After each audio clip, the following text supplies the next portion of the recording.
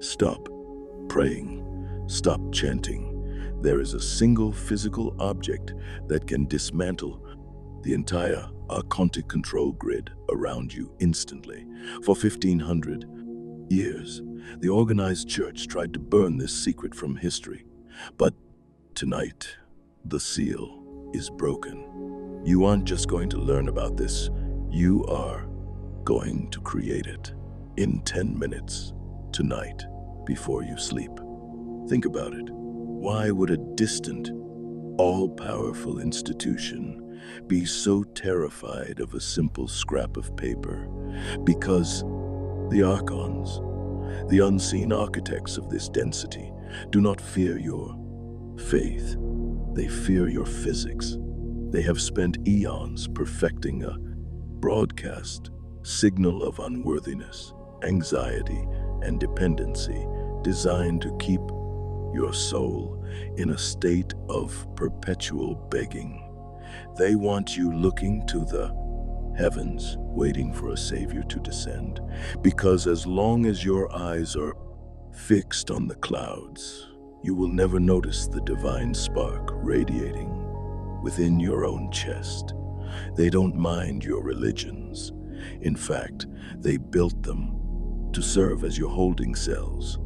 What they cannot tolerate is your sovereignty.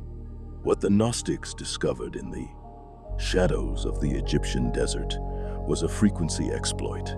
It is a way to anchor the undiluted light of the monad into a physical vessel so dense and so pure that the Archon sensors simply cannot process it.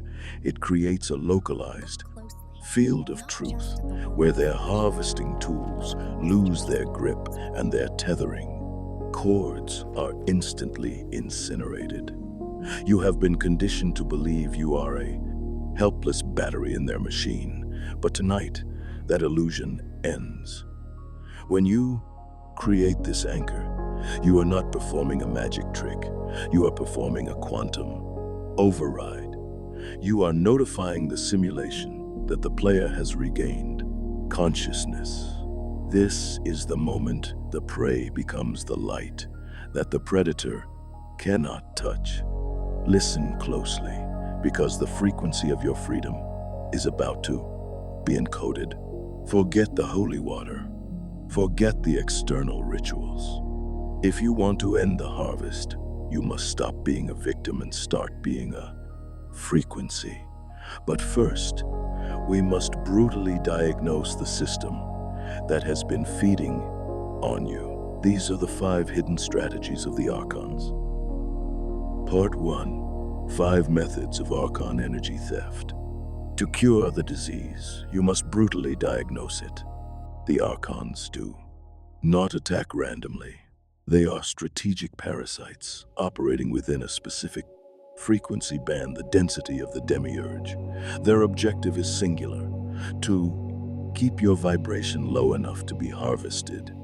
Your fear, anger, and confusion are not just emotions. They are food, known to Gnostics as louche. To ensure this supply, they employ 5 precise methods of interference. The first is mental assault. This is the injection of intrusive, frantic thoughts, loops of anxiety, or catastrophic scenarios that feel like your own voice but lack your cadence. It is a broadcast designed to trigger a reaction. The second is emotional hijacking. This manifests as sudden, irrational waves of rage or heavy sadness with no physical trigger, effectively shocking your emotional body to harvest the flare-up. The third and most common is energy drain. You sleep 8 hours, but wake up exhausted, limbs heavy, mind foggy. This is etheric vampirism, where cords are attached to your chakras to siphon vitality. The fourth is dream manipulation. Sleep should be a recharge, but for the chosen, it becomes a battlefield of hyper-real nightmares, or total memory suppression, preventing you from downloading wisdom from the source. The final method is synchronicity interference. Just as you approach a breakthrough, your car dies, or a crisis erupts. This is not bad luck. It is calculated timeline sabotage to derail your escape. These 5 tactics serve one master, the low-frequency grid. But once you identify them as external mechanics rather than internal failings, their power begins to crumble. Part 2. The physics of monad source frequency. The secret discovered in the buried clay jars of Egypt is revolutionary in its simplicity. You do not fight the dark, for to fight it is to acknowledge its reality. You do not argue with parasites, for engagement is a form of feeding. Instead, you simply carry an object that broadcasts a frequency higher than the bandwidth in which they exist. To understand why a simple piece of paper can dismantle the most sophisticated spiritual attacks, you must look beyond theology and understand the physics of the divine. This is mechanics, pure and simple. The universe is structured by a rigid hierarchy of frequency. At the absolute apex is the monad, the source, the undiluted one, infinite consciousness. It is the silence before the sound and the white light before the prism. From the monad, light cascades down through Sophia, divine wisdom, but eventually it enters the realm of the demiurge. The Gnostics identified the demiurge as the false god, the architect of density who created a closed system, a copy of reality designed to trap light and recycle it as fuel. The Archons are merely the prison guards of this system. They are low frequency entities that vibrate at the speed of fear, anger, shame, and survival. Consider the relationship between ultraviolet light and bacteria. The UV light does not hate the bacteria. It does not strategize a war against the bacteria. It simply exists in its nature, but its frequency is so high, so intense, and so rapid that the bacteria's cellular structure cannot maintain coherence in its presence. It dissolves not by force, but by structural incompatibility. This is the exact relationship between the monad and the archons. The archons are the bacteria.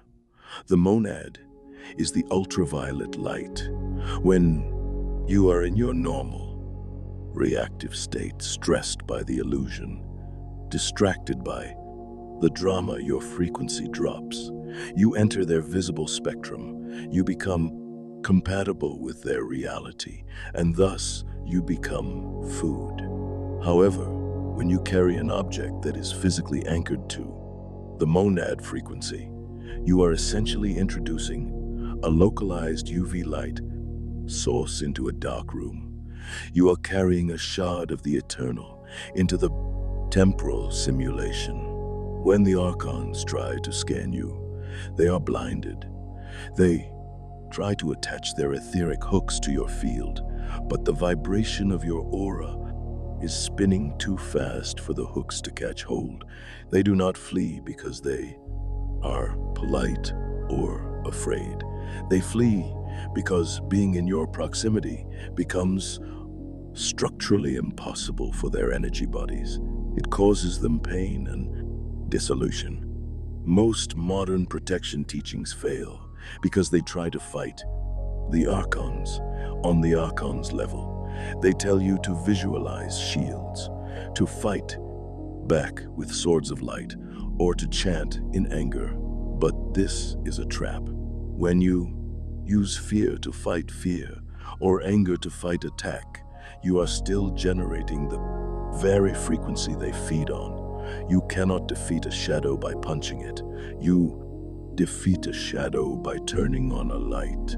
This object you will create is that light. It acts as a frequency generator, creating a bubble of monadic reality around your physical avatar. Inside that bubble, the rules of the prison matrix simply do not apply. This brings us to the crucial concept of the false light. This is where many seekers get lost. The matrix is clever. It creates controlled opposition. It offers you the false light systems of religion, New Age hierarchies, and external saviors that promise rescue but demand submission.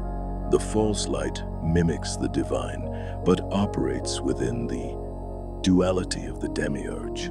It keeps you in a loop of seeking validation outside of yourself, constantly looking up for a savior to descend. The monad, however, is not external. It is not a god in the sky. It is the spark within you that remembers the fire. The object you create is not a talisman that calls upon an outside power like a telephone. It is a mirror. It reflects your own sovereign nature back to you. It serves as a constant, physical reminder to your bioenergetic field of its true origin. It is a tuning fork. When you hold it, your DNA begins to resonate with the memory of the source. You bypass the entire construct of the demiurge. You cease to be a character in their video game, and remember that you are the player holding the controller.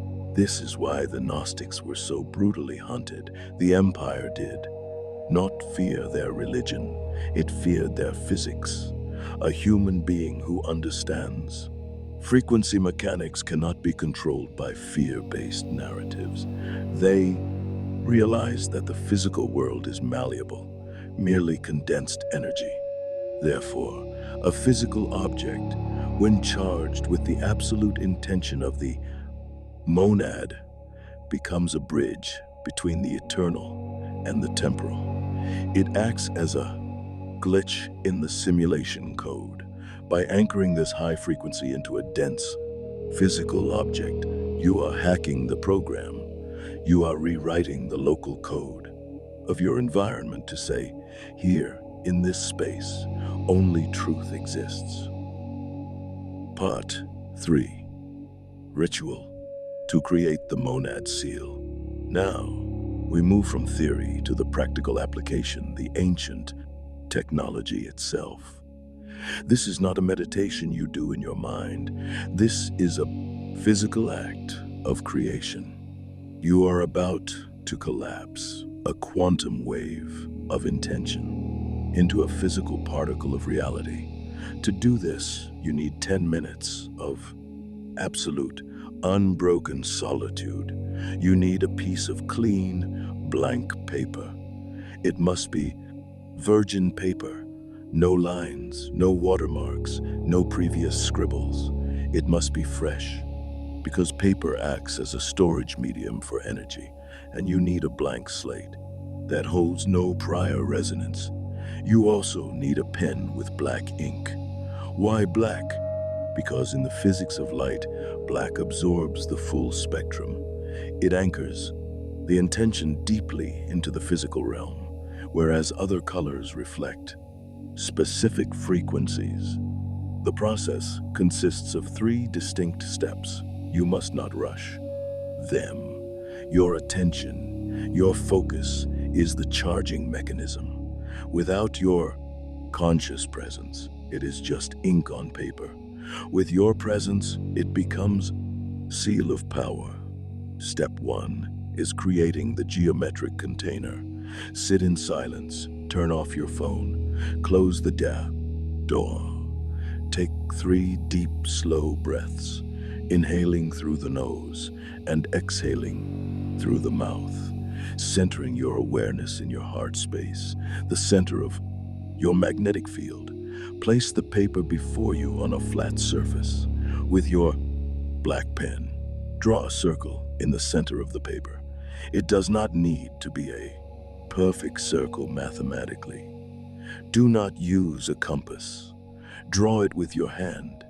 It needs to be a closed loop. As the ink touches the paper and completes the circle, understand what you are defining. In sacred geometry, the circle represents the monad, the infinite, the alpha and the omega. It represents a boundary of absolute sovereignty. By drawing this line, you are decreeing a separation between your internal truth and the external chaos. You are stating, inside this boundary, only my law applies. Nothing enters this circle without your supreme permission. Step 2 is the frequency anchor. Inside that circle, in the very center, suspended in the void you have created, you are going to write one single word. You will write the word monad. Write it in your native language, English, Vietnamese, whatever language your subconscious speaks fluently. Do not try to write in ancient Greek or Aramaic to be mystical. The power is not in the exotic sounds. The power is in your conscious recognition and definition of the concept. Write it in clear, bold, capital letters. M-O-N-A-D. Here is the secret the church hid, and the reason why this must be. Handwritten. A printer puts ink on paper mechanically. It is dead matter, devoid of spirit. But when you write, a miraculous biological process occurs. A bioelectric signal travels from your brain, shoots down the neural pathways of your spine, moves through your arm, and exits through your fingertips. Your nervous system is an electrical antenna. When you write the word monad with the intense intention of identifying with the source, you are literally imprinting your own unique bioelectric field into the fiber of the paper. You are charging the ink with the signature of your soul. You are not just writing a word, you are making a declaration of identity. As you form each letter, say internally to yourself with absolute conviction, I am not the body, I am not the mind, I am the monad expressed in form. Feel the truth of that statement vibrating in your hand. Step 3 is the seal and activation. Once the word is written inside the circle, put the pen down. Place the paper flat between your two palms, like a sandwich. Press it flat. Close your eyes. This is the moment of activation. Visualize a pillar of blinding white diamond light, descending from the highest heaven, originating from the true source. See it moving through the crown of your head, illuminating your brain, traveling down your throat, into your heart, and then blasting out of the palms of your hands into the paper. Feel the heat. Visualize the paper glowing, humming, vibrating. With this high-frequency energy, you are creating a standing wave. You are locking the vibration of the monad into the atomic structure of the paper. Hold this visualization for at least 60 seconds. Then open your eyes. Fold the paper. The folding is not merely to make it smaller. It is part of the ritual geometry. Fold it once away from you. This motion symbolizes the refusal of the old world. You are pushing away the matrix, the Archontic control, the victimhood. Fold it twice towards you. This motion symbolizes the receiving of the new power. You are inviting the monad, the sovereignty, and the wisdom into your personal sphere. Fold it a third time to seal the energy. 3 folds, the number of completion of stability. Put this folded paper in your pocket, in your wallet, or in your phone case. It must be somewhere close to your physical body, within your auric field. What happens next is not subtle. It is visceral. The moment you place that object on your body, you have changed your broadcast signal. You have introduced a new law into your environment. You are no longer broadcasting the static of fear. You are broadcasting the silence of power. The air around you will feel different. The mental chatter will cease as if cut by a knife. You have created a Faraday cage for your consciousness. This ritual is the turning point of your timeline. It is the moment you stop begging the universe for safety and start commanding your reality. Do this, and the harvest ends tonight. Final. Awakening the sovereign light within. In the first 24 hours after you create the seal, the silence will hit you like a physical force. You will notice that the relentless mental chatter stops abruptly. The loop is cut. It feels like stepping out of a noisy industrial factory into the sacred stillness of a quiet cathedral.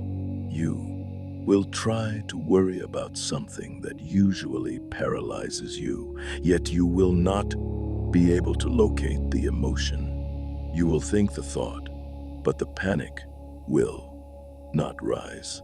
The hook is gone. By the third day, the emotional vampires in your life, the narcissist, the toxic boss, the draining family member will unknowingly recoil from you. They will leave the room when you enter, or they will sit in strange, uncomfortable silence. They won't understand why, but their entities see the burning white light of the monad frequency radiating from your field, and they cannot feed. You are no longer a source of loosh. You are a source of blinding fire. By the seventh day, the physical debris of the attacks will vanish. The waking exhaustion, the sudden migraines, the inexplicable heaviness in the chest, all of it dissipates because the etheric siphon hoses have been incinerated. You will sleep deeply. You will dream vividly. You will remember who you are. This is the peace that passes all understanding because it does not come from the mind. It comes from resonance. You are no longer fighting the darkness. You have simply raised your vibration to an altitude where darkness cannot breathe.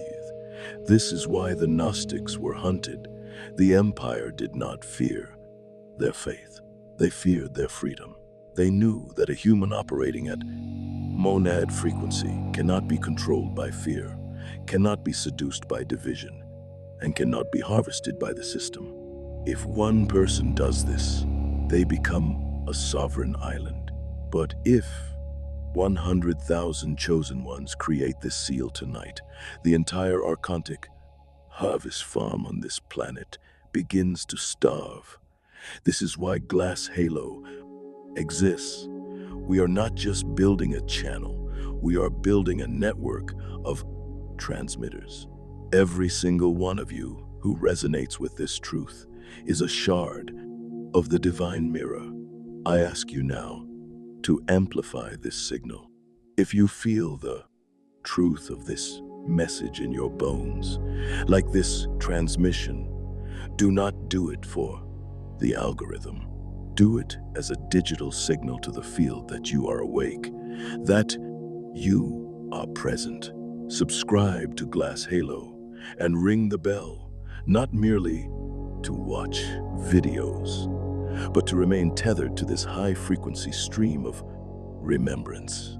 By joining us, you are strengthening the grid of light that we are weaving across the globe. You are the disruption. You are the glitch in their matrix that they have tried to suppress for lifetimes. Tonight, you take your power back, not with a sword, but with a pen. The ritual is simple, but the power is infinite. Knowledge without action is just philosophy. Power is knowledge applied. The monad is listening. The field is waiting for your command.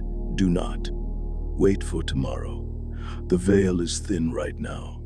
Sit down, draw the circle, write the name, and seal your sovereignty.